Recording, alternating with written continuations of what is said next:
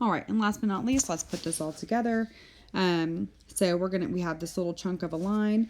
Remember, our first thing we're gonna do is find some points. So I'm gonna have you go ahead and take a moment to find your points. Label as many as you can. And what I see a point here. I see a point here, here. So we've got a lot of points on this graph.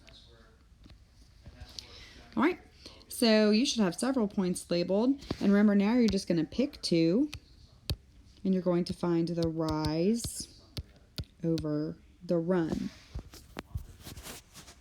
So what I'd like y'all to do is go ahead and identify which 2 points you're going to use, and then identify that rise over the run. So I'm going to use these 2 points up here because to me they're a little bit easier to read. I'm going to look for my rise over my run.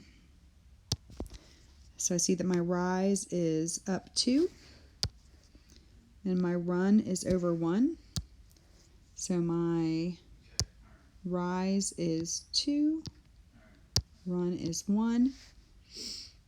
Okay, and then I'm going to go ahead and simplify that fraction, which is going to be equal to 2.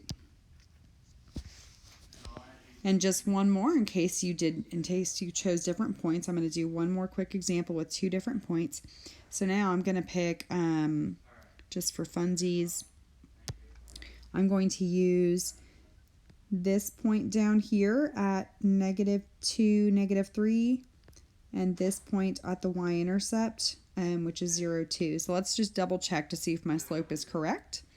So my rise in this case would be up 1, 2, 3, 4.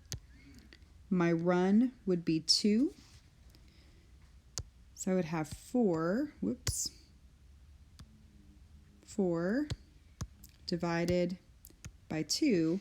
And we see if I simplify that fraction, 4 divided by 2 still gets me to a reduced slope of 2. So no matter which 2 points you choose, you should come to that final conclusion of 2.